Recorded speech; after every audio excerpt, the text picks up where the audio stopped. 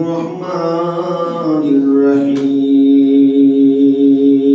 الرحيم نحمده ونصلي على رسوله الكريم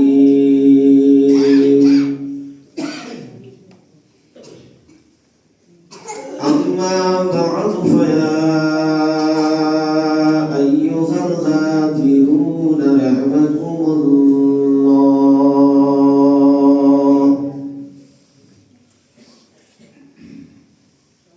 وقال الله تعالى في مخبرا وآمرا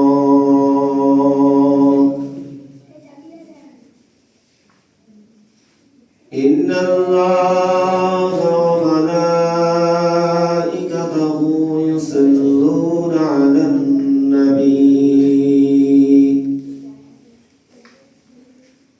يا أيها الذين آمنوا صلوا عليه وسلموا تسليما اللهم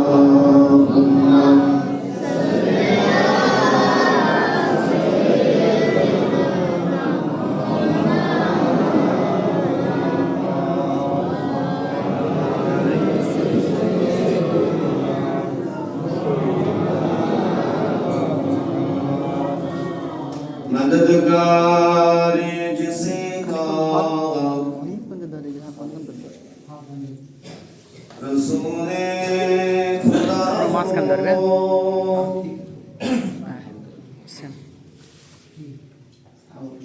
उसे और हिम्मत का परवाह किया है मदद को चले आएंगे कमली वाला डूबते डूबते ही समन जाएगा अल्लाहुम्मा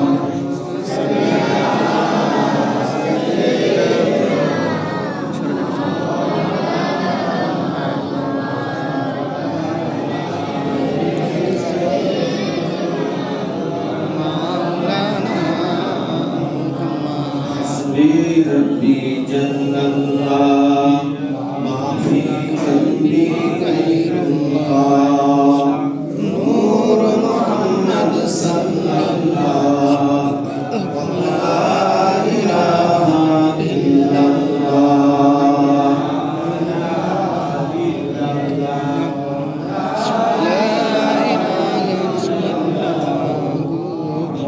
मुहम्मद रसूलुल्लाह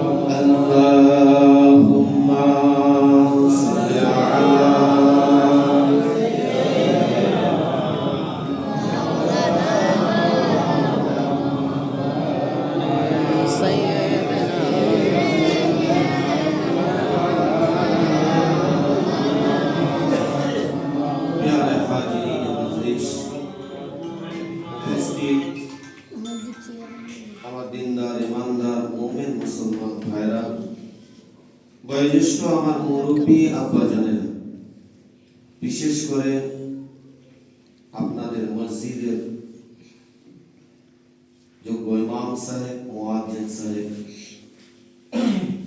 দূরে অবস্থিতা ধার্মিকা আম্মা জানেরা এবং আমার বোনেরা সকলকে আমি আমার অন্তরস্থল থেকে আরো একটিবার সালাম জানাই আসসালামু আলাইকুম ওয়া আলাইকুম আসসালাম আজ আমরা জানি না এই সময় এই মুহূর্তে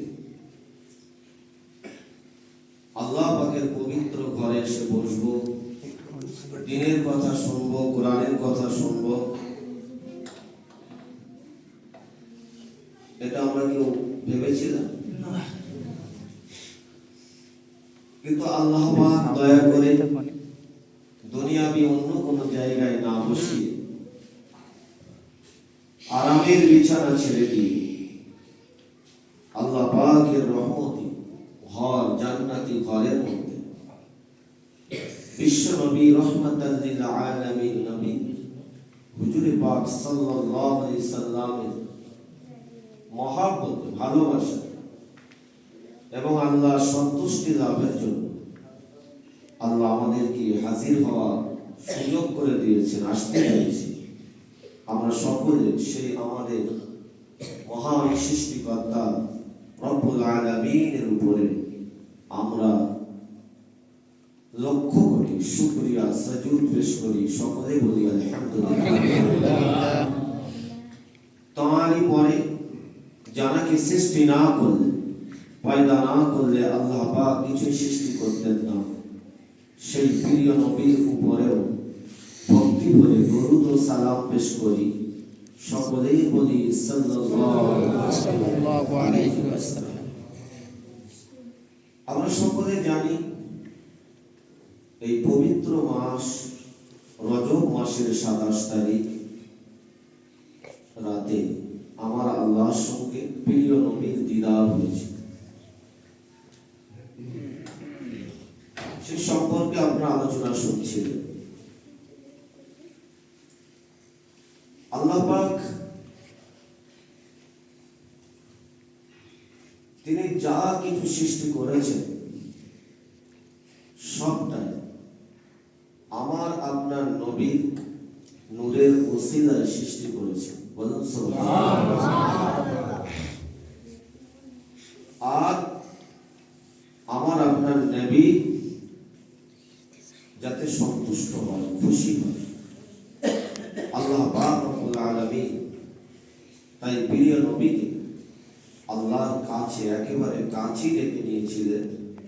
কোনো পর্দা ছিল না, কোনো পর্দা ছিল, ডাইরেক্ট সামনাসামনি আমার আল্লাহর সঙ্গে প্রিয় নবীর দিদার হয়েছিল। দাওয়াত করেছিলেন কে? আল্লাহ। জোরে বলেন আমার আল্লাহ। আল্লাহ নবীকে দাওয়াত করেছে। এর থেকে উত্তম দাওয়াত আর কিছু হতে পারে না।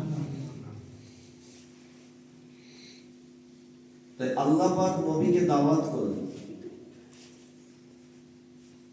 আমার আপনার নবীকে আল্লাহ পাক সেই জায়গায় আল্লাহর সিংহাসনে আমার আল্লাহ হাজির করেন। কেন? আমার আল্লাহ পাকের একটা খাস জায়গা আছে। আমার আল্লাহ পাকের খাস জায়গা, ওই জায়গাটায় আমার আপনার নবীকে আল্লাহ পাক দাওয়াত করে ওই জায়গাটায় আল্লাহ পাক আল্লাহ তাআলা আমার আপনার নবী মহব্বত ভালোবাসা দিয়ে আমার আল্লাহ একেবারে কাছে নবীর সঙ্গে দীর্ঘক্ষণ আলোচনা করেছিলেন। আচ্ছা বলেন, আমাদের প্রিয় নবী রহমাতাল লিল আলামিন নবীর সঙ্গে আমার আল্লাহর যে কথোপকথন, যে আলোচনা, আমার নবী যে আলোচনা করেছেন, এই আলোচনা আমার নবী নিজের জন্য, নিজের ফ্যামিলির জন্য কি বলে দুনিয়াবি। আমরা কোনো মানুষের যখন মুখাপেক্ষি হই, আগে আমরা নিজেরটা চিন্তা করি, ঠিক না? কিন্তু আল্লাহ রাসূল সাল্লাল্লাহু আলাইহি সাল্লাম নিজের জন্য নয়, নিজের বিবি বাচ্চাদের জন্য খাস ভাবে নয়, নবী পাক সাল্লাল্লাহু আলাইহি সাল্লাম সমস্ত উম্মত উম্মতিদের জন্যই আমার আল্লাহ পাকের সঙ্গে কথা বলেছিলেন, যাতে আমার আপনার নবীর উম্মত উম্মতিরা নাজাত পায়, যাতে কঠিন আযাব থেকে রেহাই পায়, যাতে কবরের আযাব থেকে রেহাই পায়। আমার আপনার নবী আল্লাহ পাকের দরবারে এই আরজুটুকুই করেছিলেন। আপনার মিয়ারাজের ঘটনা জানেন। মিয়ারাজ শব্দের অর্থ হলো ঊর্ধ্বে গমন। তা এই মিয়ারাজ সম্পর্কে আপনারা আলোচনা শুনেছেন, আগেও শুনেছেন। তো কথা হলো নবী পাক সাল্লাল্লাহু আলাইহি ওয়াসাল্লাম তিনি যে আরশে আজিমে প্রবেশ করেছিলেন, ওই আরশে আজিম তার একটা দরজা তো আছে নাকি? সেই দরওয়াজার চৌকাঠে আমার আল্লাহ পাকের নামের সঙ্গে আমাদের প্রিয় নবীর নামটাকে আল্লাহ পাক যুক্ত করে দিয়েছেন।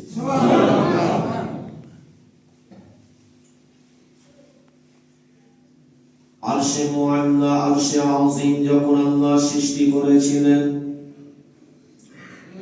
আরশে আজিম আরশে মুআল্লা যখন সৃষ্টি করেছিলেন, ওই আরশে আজিমটা যেমন পানি স্থির থাকতে পারে না, পানি যেমন টলমল করে স্থির থাকে না, আল্লাহ পাক যখন আরশে আজিমটা বানিয়েছিলেন, তদ্রূপ ওই আরশে আজিমটা থরথর করে কাঁপতেছিল। আমার আল্লাহ দয়ালু বড় মেহেরবান আল্লাহ পাক রব্বুল আলামিন তিনি তো হয়ে যাবে, আরশে আজিমের কম্পন বন্ধ হয়ে যাবে, কিন্তু না না না, আমার আল্লাহ পাক ওই আরশে আজিম যে কম্পন হচ্ছে, আরশে আজিম থরথর করে কাঁপছে, আল্লাহ পাক রব্বুল আলামিন আরশে আজিমে লিখে দিলেন লা ইলাহা ইল্লাল্লাহ, লা ইলাহা ইল্লাল্লাহ, লা ইলাহা ইল্লাল্লাহ, আল্লাহ ছাড়া কোনো মাবুদ নাই। আর আমার আল্লাহ পাশে লিখে দিলেন মুহাম্মাদুর রাসূলুল্লাহ সাল্লাল্লাহু আলাইহি ওয়াসাল্লাম, মুহাম্মদ সাল্লাল্লাহু আলাইহি সাল্লাম হলেন আল্লাহ পাকের রাসূল। আল্লাহর মুহাম্মাদি কালেমাটা আল্লাহ পাক যখন লিখে দিলেন, ওই আপনার সিংহাসনের দরজার চৌকাঠে যখন আল্লাহ লিখে দিলেন, সঙ্গে সঙ্গে আরশে আজিমের কম্পনটা বন্ধ হয়ে গিয়েছিল, কম্পনটা বন্ধ হয়ে গিয়েছিল। কিন্তু আল্লাহ পাক আমাদের নবীকে এতটাই ভালোবাসেন, আমার আল্লাহ তিনি জানিয়ে দেন যেখানেই আমার নাম থাকবে পাশে আমার হাবিবের নাম থাকবে। তোমরা যদি আমাকে ভালোবাসতে চাও, তোমরা যদি আমার একত্ববাদকে স্বীকার করতে চাও, তাহলে তোমরা আগে আমার হাবিব কে বলছেন, আমার আল্লাহ, আমার হাবিব, হাবিব মানে হলো বন্ধু, আল্লাহ বলছেন আমার বন্ধুর সঙ্গে তোমরা আগে সম্পর্কটা তৈরি করো, আমার বন্ধুই তোমাদেরকে আমি আল্লাহ আমাকে চিনিয়ে দেবে। নবীর ওসিলায় তো আল্লাহকে চিনেছি নাকি? নবীর ওসিলায় আমরা আল্লাহকে চিনেছি। কেননা আল্লাহ পাক রব্বুল আলামিন নবীকে এতটাই প্যার করেন, এতটাই ভালোবাসেন, তাই আল্লাহ পাক জানিয়ে দিয়েছেন ইয়া আইয়ুহাল্লাযীনা আমানু, হে বিশ্বাসী ঈমানওয়ালা বান্দা বান্দীগণ, সাল্লু তোমরা আমার নবীর উপরে দরুদ পড়ো, ওয়া সাল্লিমু তাসলিমা এবং আমার নবীর উপরে সালাম পাঠ করো। কিন্তু আমার আল্লাহ পাক রব্বুল আলামিন, আমার আল্লাহ স্বয়ং নবীর শানে সালাম আপনার দরুদ পাঠ করেছেন, ঠিক কিনা বলো? ইন্নাল্লাহা ওয়া মালাইকাতাহু ইউসাল্লুনা আলান নবী। আল্লাহ পাক রব্বুল আলামিন, আমার আল্লাহ বলেন নিশ্চয় আমি আল্লাহ এবং আমার ফেরেশতারা ইউসাল্লুনা আলান নবী, আমার নবীর উপরে দরুদ পাঠ করে থাকি। ইয়া আইয়ুহাল্লাযীনা আমানু, আল্লাহ বলছেন হে বিশ্বাসী ঈমানওয়ালা বান্দা বান্দীগণ, তোমরাও আমার নবীর উপরে সাল্লু দরুদ পড়ো, ওয়া সাল্লিমু তাসলিমা এবং সালাম সালামটা পাঠ করো। মুসলমান অনেক ছেলেরা, যুবকেরা, মুরব্বী আব্বাজানেরা, পর্দার সিনা মায়েরা, বোনেরা, শুনে রেখে দিন, আপনার দরুদ, আপনার সালাম নবীর শানে যে আপনি তেলাওয়াত করলেন, নবীর শানে আপনি পড়লেন, আল্লাহ পাক যদি কবুল করে নেন, এই দরুদ সালাম আপনার আমার জন্য কিয়ামতের দিন ওসিলা বানিয়ে দিয়ে আমার আপনার নবীর সঙ্গে আমার আল্লাহ সাক্ষাৎ করে দেবে। সুবহানাল্লাহ। নবীর সঙ্গে যদি সাক্ষাৎ হয়ে যায়, নবীর সঙ্গে যদি দিদার হয়ে যায়, আল্লাহ পাক তার ওই বান্দাকে, নবীর ওই উম্মতটাকে, ওই উম্মতিটাকে আমার আল্লাহ জাহান্নামে দেবেন বলে মনে হয় না। আগে আমার আপনার নবীর সুপারিশ শাফাআত পেতে হবে, তাহলেই আল্লাহ রহমত নাজিল করবে, আল্লাহর দয়া আপনার উপরে নাজিল হবে। কিয়ামতের দিন আল্লাহর রহমত, আল্লাহর দয়া যার উপরে পড়বে, কোনো ভয় নাই, কোনো চিন্তা নাই। আল্লাহ বলেন আমার রহমতি, দয়ার জান্নাত তার নসিব হয়ে যাবে। আজকে আমরা যারা এখানে হাজির হয়েছি, আল্লাহ আমাদেরকে কবুল করে নেন। আল্লাহ যদি কবুল করে নেন, আমার আল্লাহ পাক, আল্লাহ তাআলা আপনার আমার প্রতি খুশি হয়ে যাবেন। কেননা আল্লাহ পাক খুশি হয়ে তো আমাদের নবীকে আল্লাহ পাক দাওয়াত করেছিলেন, সন্তুষ্ট হয়েই তো দাওয়াত করেছিলেন। আল্লাহ পাক তিনি যা কিছু সৃষ্টি করেছেন, আমার আল্লাহ পাক সব কিছু আমার আল্লাহ আমার নবীকে এই মিরাজের রাতে আমার আল্লাহ দেখিয়ে দিয়েছিলেন। যে আমার আল্লাহ পাক, আল্লাহ তাআলা বলেন যে আমি যা কিছু সৃষ্টি করেছি আমি আমার বন্ধুকে একটু দেখিয়ে দেব। সুবহানাল্লাহ। আমার বন্ধু যদি দেখে আমি আল্লাহ বড় খুশি হয়ে যাব। আমার বন্ধু যদি দেখে আমি আল্লাহ বড় সন্তুষ্ট হয়ে যাব। এই জন্য নবী আমার আপনার নবী এক আসমান থেকে আর এক আসমানে পৌঁছালেন। আমার নবী, দয়ার নবী আমার সমস্ত আসমানগুলো ভ্রমণ করেছিলেন। নবী আমার জান্নাত দেখেছিলেন, জাহান্নাম দেখেছিলেন, কিন্তু নবী আমার জান্নাত দেখে আনন্দিত হয়েছিলেন, জাহান্নাম দেখে আল্লাহর দরবারে সিজদায় পড়ে রোনাজারি করে কেঁদেছিলেন। আল্লাহ পাকের দরবারে বলেছে, আল্লাহ আমার উম্মতিরা এই কঠিন আযাব, এই জাহান্নামের আযাব সহ্য করতে পারবে না। আল্লাহ পাক আমার উম্মতিদের আপনি আযাব দেবেন না, জাহান্নামের মধ্যে দেবেন না।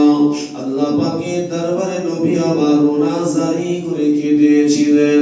আল্লাহ পাক নবীকে বলেছে, হাবিব আজকে আপনার সঙ্গে আমার দিদার হবে। আমার সমস্ত ফেরেশতারা আনন্দিত, আমার সমস্ত নবী রাসূল পয়গম্বর গণেরা আনন্দিত, আমার সৃষ্টি জীবগুলো আনন্দিত। আপনি কাঁদবেন না, আপনি যদি কাঁদেন আমি আল্লাহ থাকতে পারি না। হাবিব আপনি কোনোই চিন্তা করবেন না।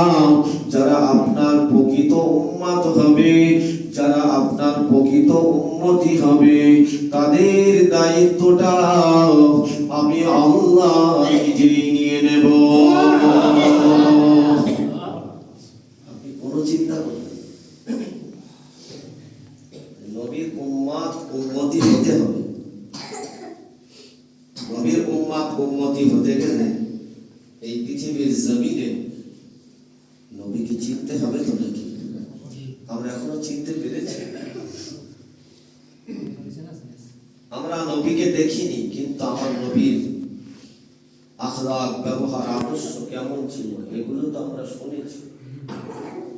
এগুলো তো একেবারে স্বর্ণাক্ষরে লেখা, মজবুত, কিয়ামত পর্যন্ত কেউ মুছতে পারবে না। বলুন সুবহানাল্লাহ।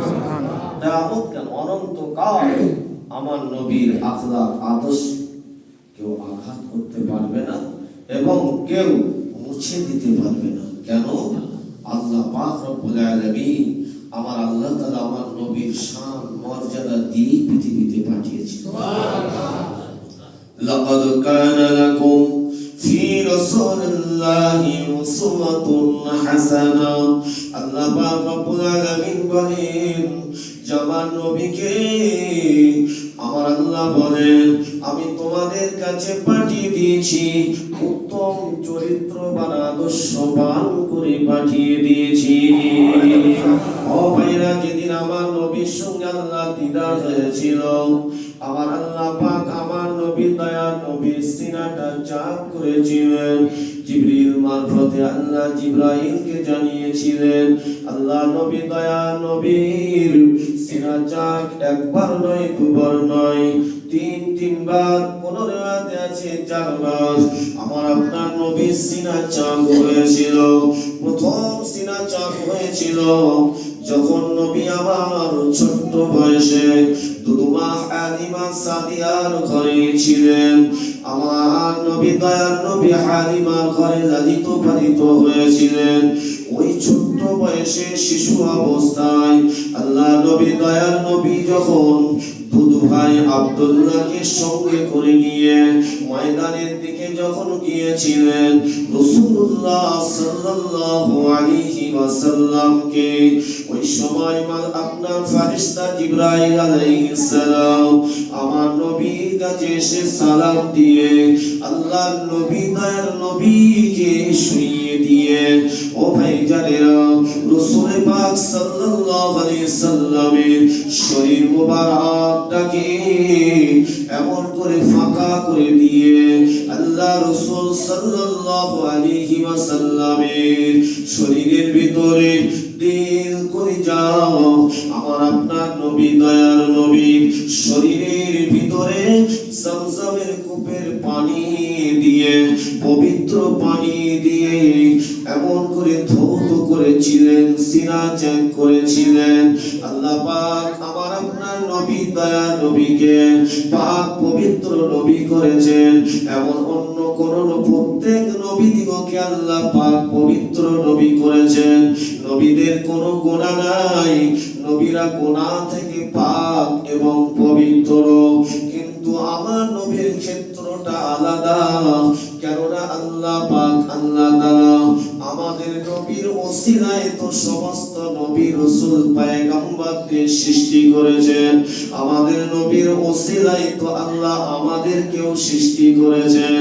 তাই আল্লাহ আমার আপনার নবীর ভিতরে যারা পরিমাণ আমার আপনার নবীর ভিতরে কোনো খারাপ নবী ছিল না।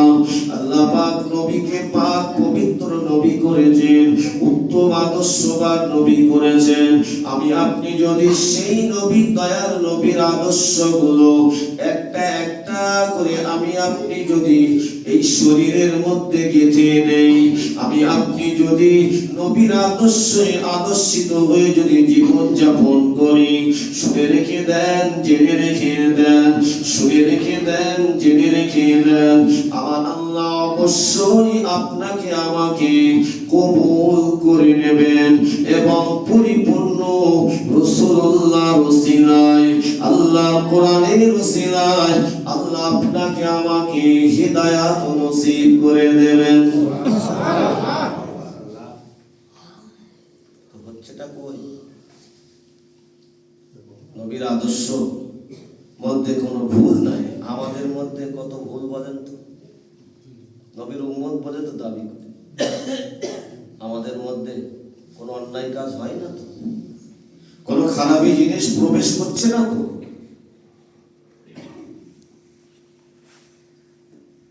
শরীরের মধ্যে যদি রোগ ঢুকে যায়, ওই রোগের যদি ট্রিটমেন্ট না করা হয়, শরীরের ভিতরে যে রোগটা তৈরি হয়, ওই রোগটা যদি ট্রিটমেন্ট না করা হয়, চেষ্টা যদি না করা হয়, আস্তে আস্তে বাবা আপনার ওই শরীরের রোগটা বাড়তে থাকবে, ঠিক কিনা? আর যদি ঠিক মতো চেষ্টা করা হয়, আল্লাহ চাইলে সুস্থ করে দেবেন। তদ্রূপ আপনার আমার শরীরের ভিতরে বাম স্তনে 2 আঙ্গুল নিচে একটা গোস্তের টুকরা আছে, যে জায়গাটা পাক না করলে, পবিত্রতা না করলে আপনার আমার পূর্ণাঙ্গ দেহটা পবিত্র হবে না। ও ভাইজানেরা, ওই আপনার বাম স্তনে 2 আঙ্গুল নিচে ওই গোস্তটাকে আপনাকে পবিত্রতা অর্জন করতে হবে। কেননা বাবা ওই গোস্তটা যার ভালো, আমার আল্লাহ পাক তার শরীরটা ভালো রেখে দেবেন। তার মানে হলো আল্লাহর এই বান্দাকে আল্লাহ কবুল করে নেবেন। যেটাকে অন্তর বলা হয়, যেটাকে হার্ট বলা হয়, যেটাকে অন্তর বলা হয়, যেটাকে হার্ট বলা হয়। ও ভাইরা, ওই গোস্তের টুকরোটা আল্লাহ রাস্তায় দিতে হবে, ঠিক কিনা বলেন? ও আমার ভাইজানেরা, মুরব্বি আব্বা জানেরা, কিন্তু ওইটা যদি অন্তরটা যদি খারাপ হয়ে যায়, ওই পাত্রটা যদি খারাপ হয়ে যায়, আপনার শরীরটাও খারাপ হয়ে যাবে, দুর্বল হয়ে যাবে। তার মানে ঈমানটা দুর্বল হয়ে যাবে। আর যদি একেবারে ওই রোগ জন্মে জন্মে, দুনিয়াবি খারাপ জিনিসগুলো জন্মে জন্মে যদি ওই দিলটা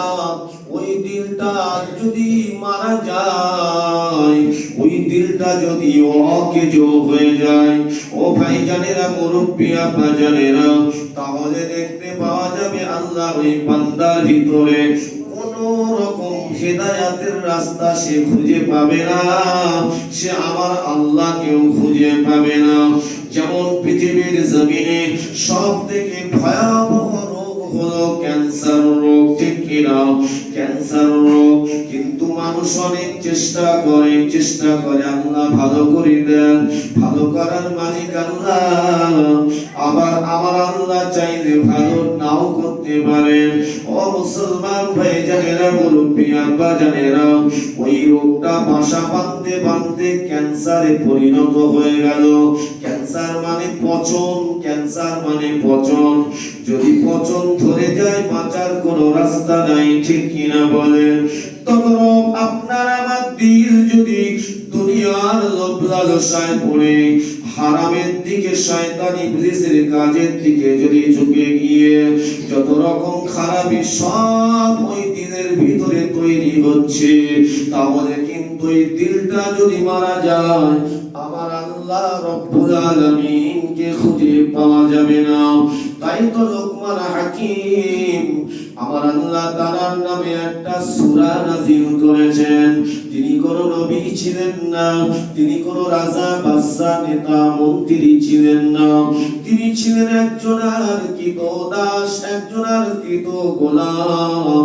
কিন্তু তিনি আল্লাহ পাকের ইবাদত, আল্লাহ জিকির সদা সর্বদা করতেন। আর তিনি আল্লাহ পাকের দ্বীনের দাওয়াত দিতেন, ইসলামের দাওয়াত দিতেন, তিনি নসিহত করতেন, মানুষকে সৎ উপদেশ দিতেন। ও ভাইরা, মুরব্বি আব্বা জানেরা, ওই লোকমান হাকিমের উপদেশ, লোকমান হাকিমের নসিহত আমার আল্লাহর দরবারে এতটাই ভালো লেগে গিয়েছিল, আল্লাহ পাক কবুল করে নিয়েছেন। এবং সেই সাথে সাথে আল্লাহ পাক সেই লোকমান হাকিমের সেই নসিহতের কথা, তার আদর্শের কথা আল্লাহ পাক পবিত্র কোরআনের মধ্যে জানিয়ে দিয়েছে। নসিহত, উপদেশ, এগুলো হচ্ছে মহৎ কাজ।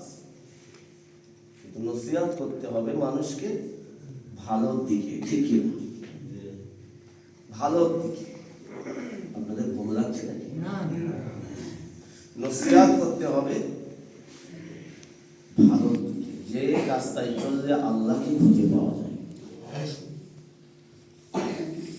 লোকমান হাকিম তিনি একদিন নসিহত করছেন, ফাঁকা জায়গায়, সেখানে কোনো লোক নাই। কিছু ছাগল বকরি মেষ দুম্বা নিয়ে ময়দানে চড়াচ্ছেন আর নসিহত করছেন। ও ভাইজানেরা, মুরব্বি আব্বাজানেরা, আমার আল্লাহ পাক রব্বুল আলামিন লোকমান হাকিমের নসিহত আল্লাহ পাক কবুল করেছিলেন। লোকমান হাকিম যখন নসিহত করেন, ওই রাস্তা দিয়ে কিছু লোক আসছিল, তারা ওই নসিহত শুনতে পেয়ে দাঁড়িয়ে গেল। লোকমান হাকিমের নসিহত শুনে তারা দেওয়ানা হয়ে গেল।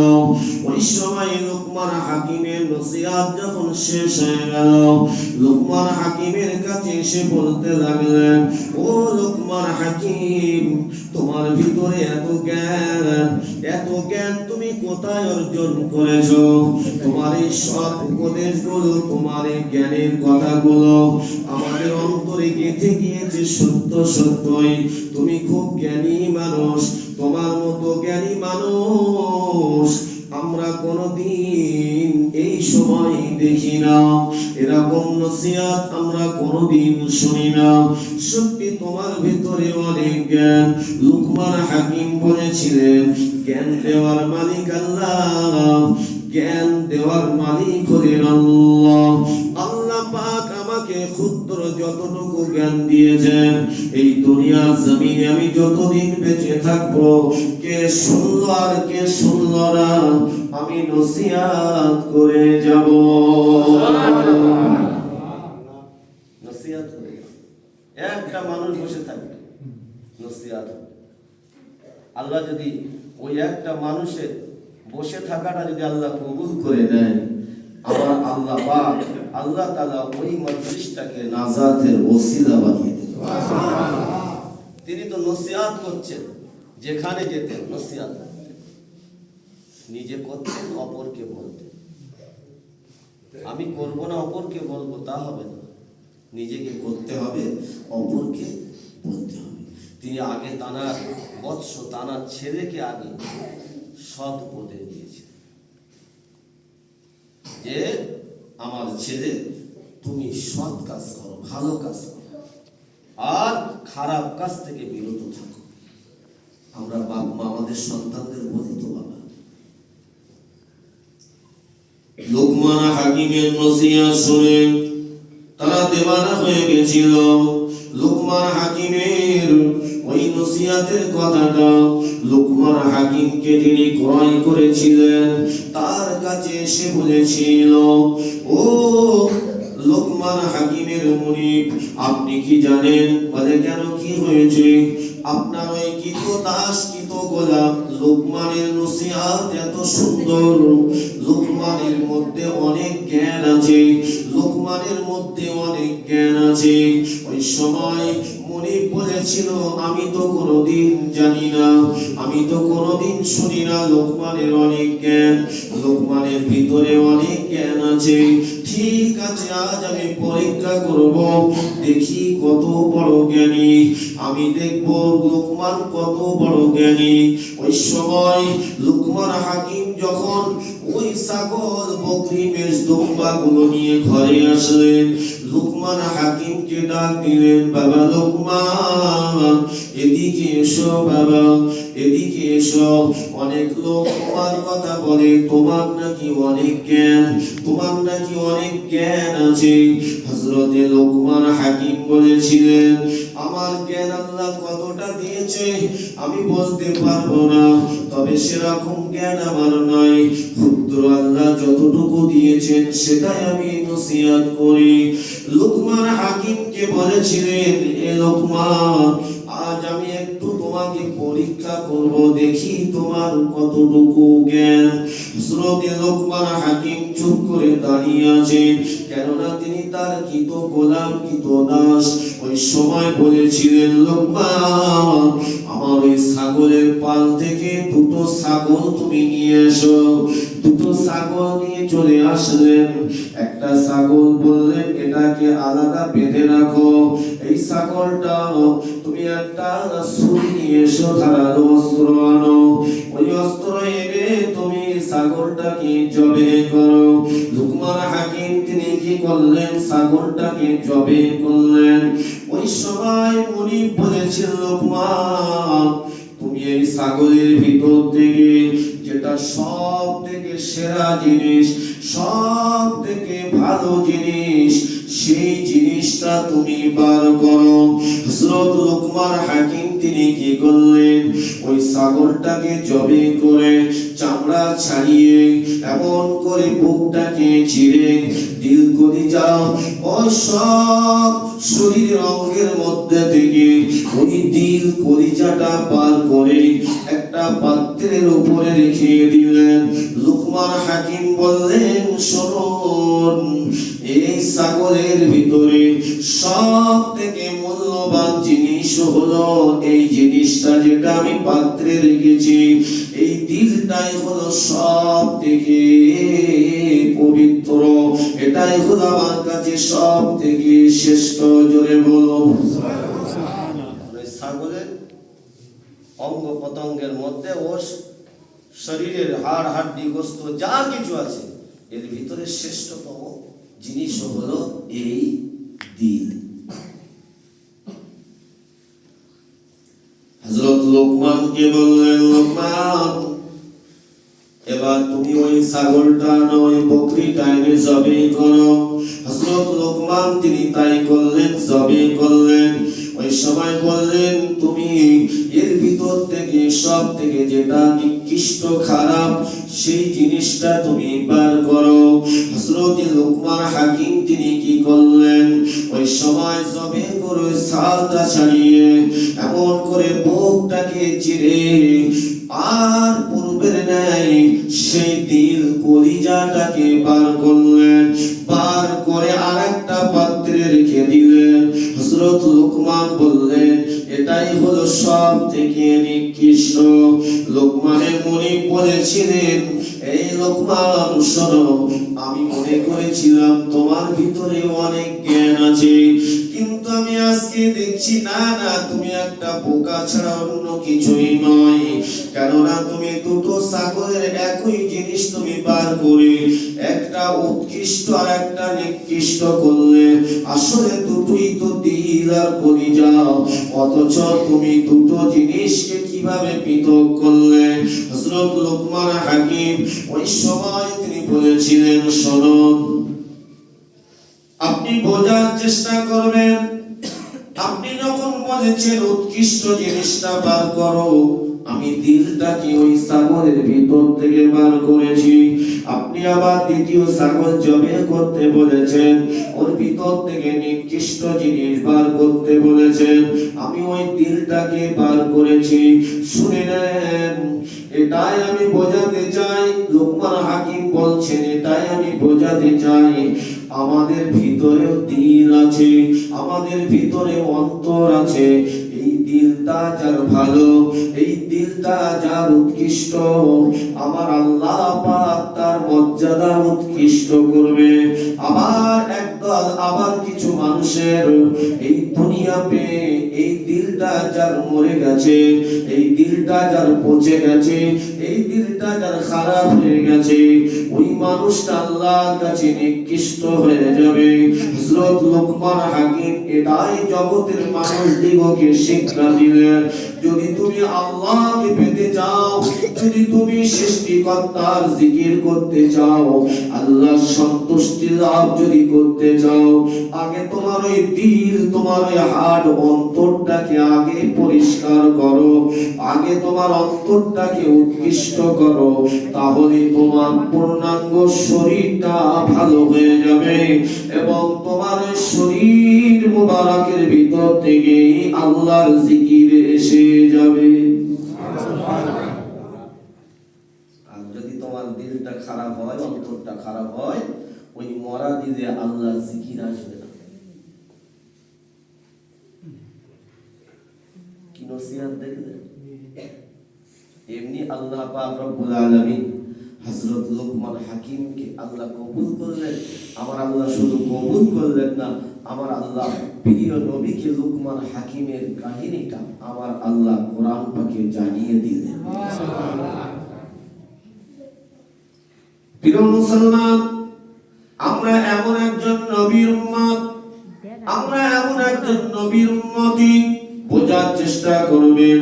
পূর্বে যা কিছু ঘটেছে অন্যান্য নবীদের সময় সব ঘটনা আল্লাহ পাক প্রিয় নবীকে জানিয়ে দিয়েছেন। ঠিক কিনা বলেন? যেমন কিনা বাবা ইউনূস আলাইহিস সালাতু ওয়াস সালাম মাছের পেটের ভিতরে 40 দিন ছিলেন। আমরা কিভাবে জানলাম? আল্লাহ নবীকে জানিয়েছেন বলে, নবী আমাদের কাছে নসিহত করে গেছেন বলে আমরা জানি। আল্লাহ পাক নবী ইউনূস আলাইহিস সালামের সেই বিপদ থেকে আল্লাহ যে মুক্ত করেছিলেন সেটা আল্লাহ পাক কোরআন পাকের মধ্যে জানিয়ে দিয়েছেন। ঠিক কিনা বলেন? লা ইলাহা ইল্লা আনতা সুবহানাকা ইন্নী কুনতু মিনাল যালিমিন ফাসতাজাবনা লাহু ওয়া নাজ্জায়নাহু মিনাল গাম্মি ওয়া কাযালিকা নুনজিল মুমিনিন। জোরে বলুন সুবহানাল্লাহ। ইউনূস নবী বিপদে পড়ে যে দোয়াটা তিনি করেছিলেন আমার আল্লাহ কবুল করে নিয়ে সেই দোয়াটাকে উম্মতি মুহাম্মাদীদের জন্য দান করেছে। সুবহানাল্লাহ। উম্মতি মুহাম্মাদীদের জন্য দান করেছে। মানে আমার আল্লাহ এমন কোন জিনিস নাই যে আমার নবীকে জানাই। তাই আল্লাহ পাক যা কিছু সৃষ্টি করেছেন সবটাই আমার আপনার নবীকে দেখিয়েছেন। জোরে বলুন সুবহানাল্লাহ। নূহ আলাইহিস সালামের সময় এমন করে ইব্রাহিম আলাইহিস সালাম, হযরতে সুলাইমান নবী, হযরতে নবী দাউদ, এমন করে নবী ইয়াকুব, নবী ইউসুফ আলাইহিস সালাম সব কিছু সেই কাহিনী ঘটনা আল্লাহ পাক কোরআন পাকের মধ্যে জানিয়ে দিয়েছেন। যেমন সূরা ইউসুফ আল্লাহ পাক প্রায় পৌনে 1 পারা আল্লাহ পাক নাযিল করে দিয়ে ইউসুফ আলাইহিস সালামের কাহিনীটা আমার আল্লাহ পাক রব্বুল আলামিন প্রিয় নবীর কাছে আল্লাহ জানিয়ে দিয়েছেন। সেই জন্য আমি আপনাদের এটাই বলতে চাই আমার আল্লাহ পাক রব্বুল আলামিন তাই প্রিয় নবীকে আমার আল্লাহ দেখাবেন। কেন দেখাবেন না? যে নবীর ওসিলায় আল্লাহ সব কিছু সৃষ্টি করেছেন। তাই তো আমার আল্লাহ সেই প্রিয় নবী দয়াল নবী রহমাতাল লিল আলামিন নবীকে আল্লাহ পাক মিরাজ দিলেন, আল্লাহ দিদার দিলেন। সেই সাথে সাথে আল্লাহ পাকের সৃষ্টি জিনিসগুলো আমার আল্লাহ দেখিয়ে দিলেন।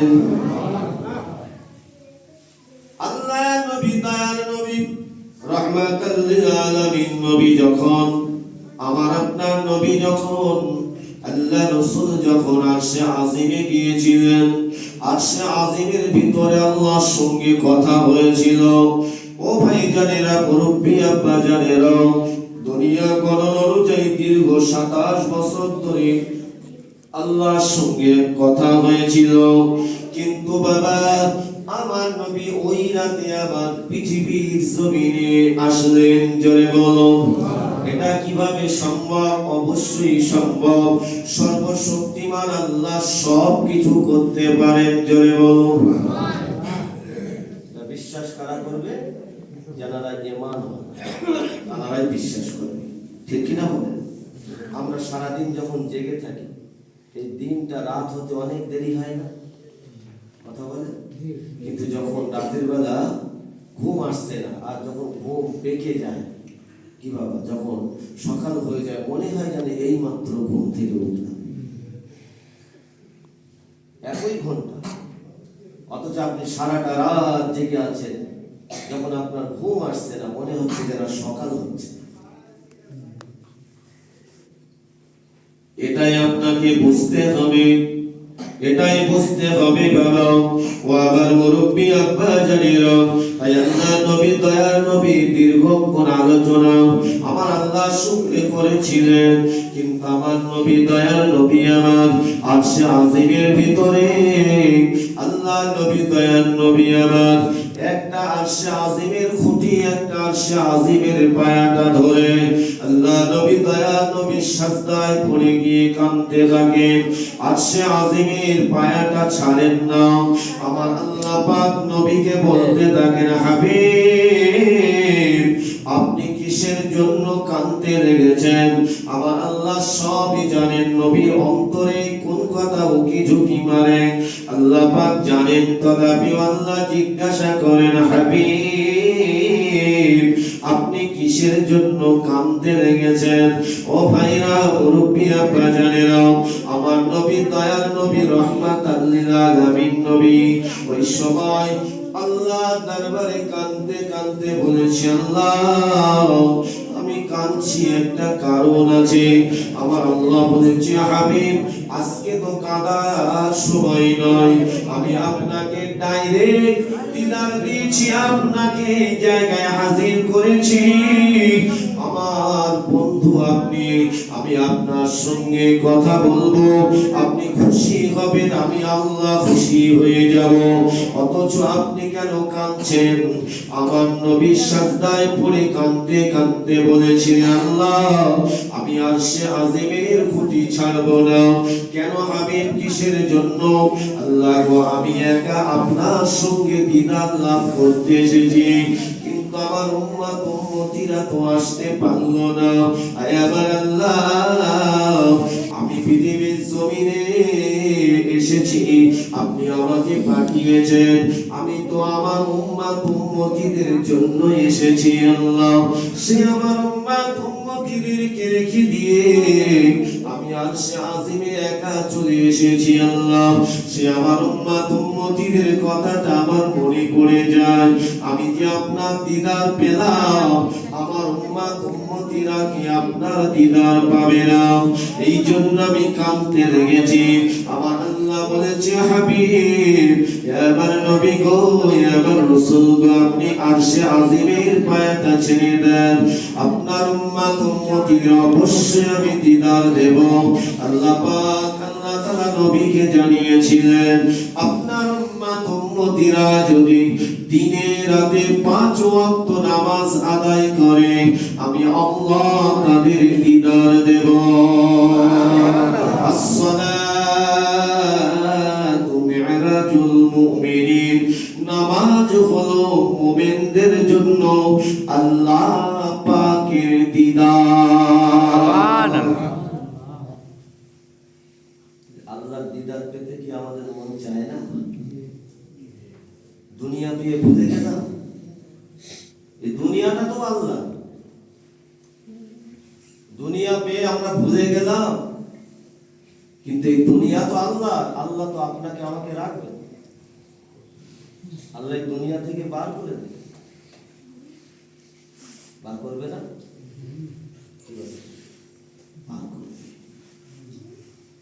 আপনারা আমার কারো আব্বা চলে গেছেন, দাদু চলে গেছেন, পরদাদু চলে গেছেন, এরকম বংশ পরস্পর শত শত বছর কবরের মধ্যে পড়ে আছে, যাদের নামটা পর্যন্ত আমরা জানি না, ঠিক কিনা বলেন? 1 পুরুষ, 2 পুরুষ, 3 পুরুষ, 4 পুরুষ, হয়তো আমরা জানি, হয়তো 5 পুরুষ পর্যন্ত জানি, তারপরে আমরা অনেকেই জানি না, ঠিক কিনা বলেন? কিন্তু তারাও দুনিয়ার জমিনে এসেছিলেন, দুনিয়াকে ভালোবেসেছিল, কিন্তু দুনিয়ায় থাকতে পারেনি।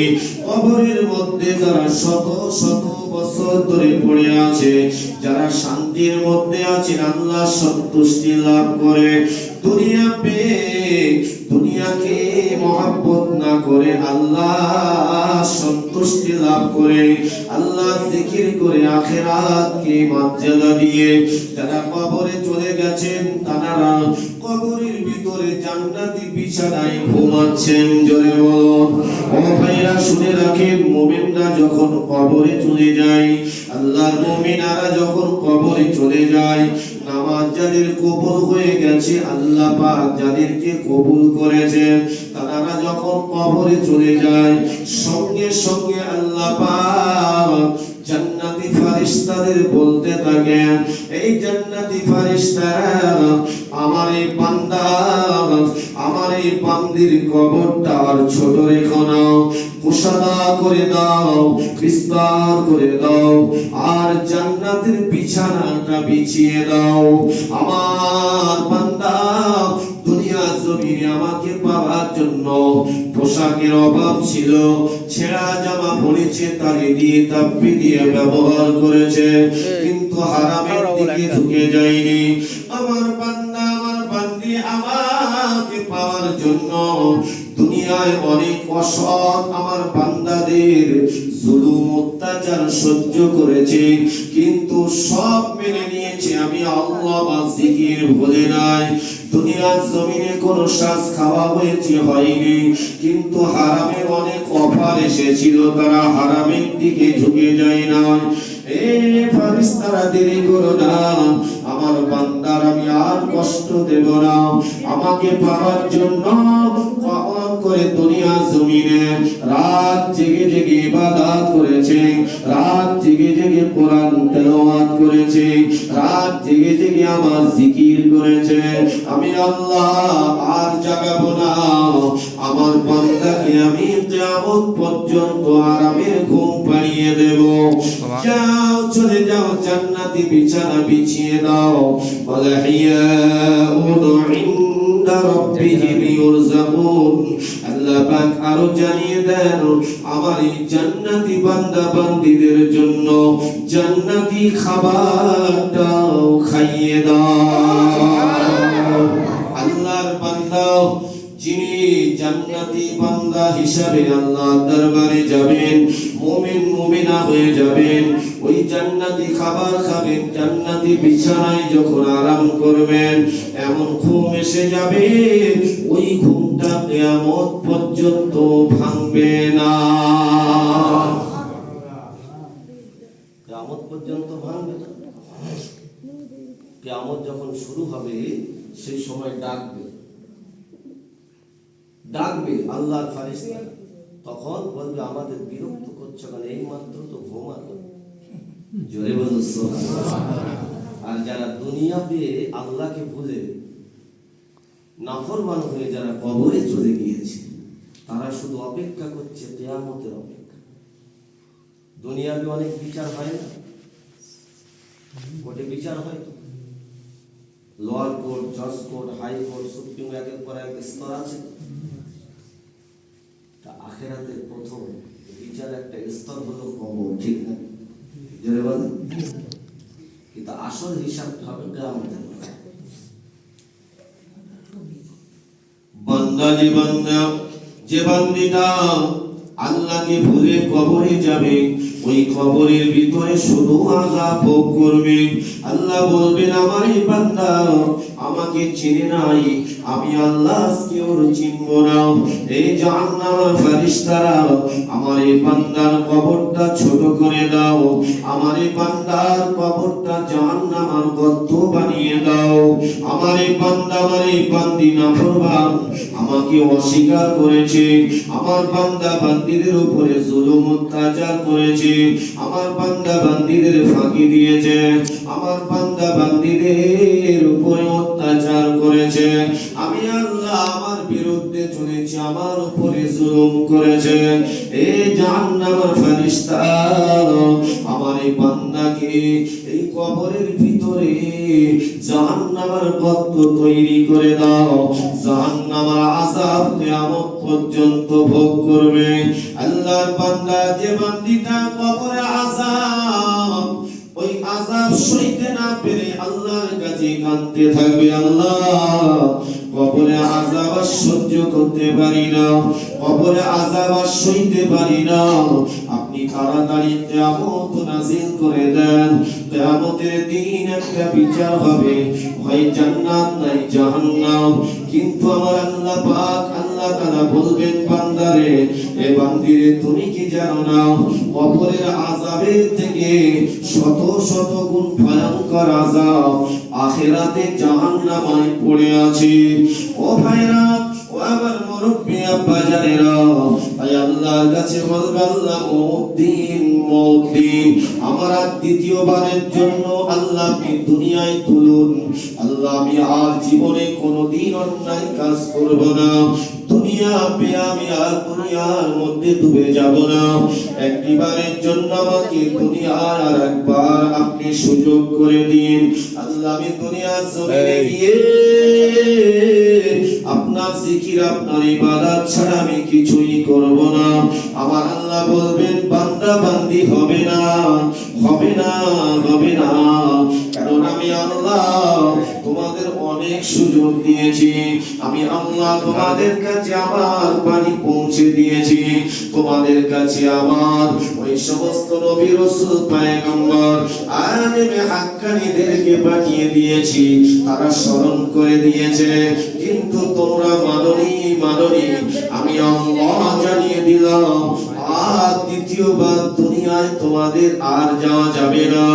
এইভাবে তোমরা কিয়ামত পর্যন্ত আযাব ভোগ করতে থাকো। বলেন কে থাকাবে? যার জন্য করলাম সে কি কে থাকাবে?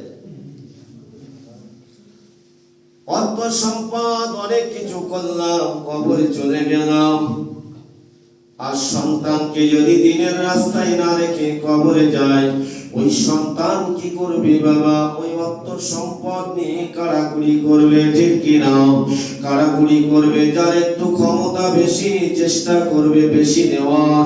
ও ভাই জানেরা, মুরব্বী আব্বা জানেরা, তাই এখানে বুঝতে হবে দুনিয়ার জমিনে অবশ্যই আপনি সংসার করুন, ছেলে পেলে মানুষ করুন, আপনি ব্যবসা করুন, আপনি চাষাবাদ করুন, সবটাই যেন আল্লাহর রাস্তায় হয়, সবটাই যেন শরীয়তের মাপকাঠির উপরে হয়। তাহলে আল্লাহ পাক আপনাকে আমাকে কবুল করবেন, তাহলেই কবরে গিয়ে নাজাত পাবো, ঠিক কিনা বলেন? আল্লাহ পাক আমাদের সকলকে কবুল করেন, বলুন আমিন। আমরা যেন সকলে 5 ওয়াক্ত নামাজি হয়ে যাই, দিনদার হয়ে যাই। আমাদের সন্তান সন্ততিরা যেন কোরআন পড়নেওয়ালা হয়, মক্তবে পাঠাবেন, তাদের কোরআন শিক্ষা দেবেন, ইলমে দ্বীন শিক্ষা দেবেন, নামাজ শিক্ষা দেবেন। বুঝতে পেরেছেন? আমরা অনেক সময় দুনিয়ায় স্কুলে না গেলে আমরা গার্জেন হলে তোর ভাত হবে না, এই বাজারে যা, না আমি যাবো না, বাড়ি আসলে আজ তোর ভাত হবে না, খেতে দেবো না, এরকম বলে না করছি। কিন্তু কোন মা, কটা মা বলে আজান হয়ে গেছে মসজিদে যা, নামাজ না পড়লে তোর ভাত হবে না, খাওয়া হবে না। মানে এরকম বলেছে তোমাদের মা? কোনদিন বলেছে? হ্যাঁ, এই বক্তব্যে যাও, হুজুর চলে এসেছে, যাও। যদি না যাও তাহলে কিন্তু ঘরে উঠতে দেবো না, এরকম শাসন করেছে। ছেলে পেলে মানুষ হবে কি করে? আসলে আমি নিজেই তৈরি হতে পারিনি, তা আমার সন্তানকে আমি কিভাবে তৈরি করব? আমার জবানটা আমি এখনো পাক পবিত্র করতে পারিনি, হেফাজত করতে পারিনি, তা আমার সন্তানকে আমি কিভাবে হেফাজত করব? হেফাজতের মালিক তো আল্লাহ। ও মায়েরা, বোনেরা, নামাজি হয়ে যান, পর্দা পুশিদা হয়ে যান। দুনিয়ার মোহে পড়ে, দুনিয়ার লোভ লালসায় পড়ে নিজের সৌন্দর্যটা অন্য পর পুরুষকে দেখাবেন না। এখন তো কত রকম জিনিস বার হয়েছে, কালো জিনিসটা সাদা হয়ে যাচ্ছে, ঠিক কিনা বলেন? আল্লাহ পাক যে সৌন্দর্যটা দান করেছেন ওটার উপরে শুকরিয়া আদায় করুন। আপনি নিজে পর্দার সঙ্গে থাকুন, আপনার সৌন্দর্যটা আপনার স্বামীকে দেখান। আপনার স্বামী যদি খুশি হয়, আমার আল্লাহ খুশি হয়ে যাবে। আর আপনারা সৌন্দর্যটা যদি অন্য পর পুরুষকে যদি দেখান, তাহলে কিন্তু আল্লাহ পাক কখনোই খুশি হবে না। ওই চেহারাটা জাহান্নামের আগুনে জ্বলবে, ঠিক কিনা বলেন? এখন তো বাবা বিয়ে বাড়ির অবস্থা অন্যরকম। এই ঠান্ডার সময় তবে একটু আদব কায়দায় থাকে, ঠিক না? তাই ঠান্ডার সময় বিয়ে বাড়ি কোনো অনুষ্ঠান হলে, এমনকি মরা বাড়ি পর্যন্ত শোক বলে কিছু নেই, মনে হয় যেন কি বাবা সাজে বাড়িতে এসেছে, বিয়ে বাড়িতে এসেছে, এমন সাজা সেজে আসছে। চুল দাড়ি পেকে যাচ্ছে, তবু চেষ্টা করছে যে কোনো ভাবে হোক আমার সৌন্দর্যটাকে ধরে রাখতে হবে। কতদিন রাখবে? দিন রাখবেন না। আল্লাহ পাক আল্লাহ তাআলার দরবারে ইয়ার্জু করি, আমাদের ঘরের মা বোনেরা হয়তো আমার উপরে রাগ করছে, কিন্তু না, এটাকে যদি আপনি অন্তরে গেঁথে নিয়ে যদি হ্যাঁ সত্যি তো আল্লাহ তিনি দেখছেন, আল্লাহর কাছে ধরা পড়ে যাব, তাই পর্দার সঙ্গে থাকুন, 5 ওয়াক্ত নামাজটা পড়ুন, আর আপনার সন্তান সন্ততি দিগকে কোরআন শিক্ষা দিন, নামাজ শিক্ষা দিন। অবশ্যই আল্লাহ পাক আপনাকে আমাকে বাঁচিয়ে নেবেন এবং আপনার আমার সন্তানদেরকেও কঠিন আযাব থেকে বাঁচিয়ে নেবেন। জোরে বলুন সুবহানাল্লাহ। যতটুকু বলেছি ভাষাগত দিক দিয়ে যদি কেউ ব্যথা পান ক্ষমা করবেন। যতটুকু বলেছি কোরআনের আলোকে আমার কথা নয়, বুঝতে পেরেছেন? এটা ঈমানওয়ালাদের জন্য বড় নসিহত, ঠিক কিনা? কিন্তু যারা আল্লাহকে মানে না, যারা আল্লাহকে অস্বীকার করে, কি বাবা, তাদের কাছে তিতো লাগবে। কিন্তু আমরা তো মুসলমান, আমরা আল্লাহকে ভয় করি। তাহলে আমাদের মধ্যে যে ভুল ভ্রান্তিগুলো আছে সেগুলো সংশোধন করতে হবে না? সেগুলো কি বলতে হবে না? এই জন্য বলতে হবে, হক কথা বলো, হকের উপরে থাকো, সত্য কথা বলো। এর জন্য যদি জীবনও চলে যায়, সত্য ছাড়া মিথ্যার ধারে পাশে আশ্রয় নেবে না। কেন? মৃত্যু একদিন হবেই হবে, তবে সত্যের উপরে তুমি মৃত্যুবরণ করো, হকের উপরে তুমি মৃত্যুবরণ করো। আল্লাহ পাক আমাদের সকলকে যেন সেই দিনের উপরে পরিপূর্ণ কায়েম থাকবার তৌফিক দেন। সকলে বলুন আমিন। আমরা দয়ার নবীর সামনে দাঁড়িয়ে সালাম পড়বো। ইয়া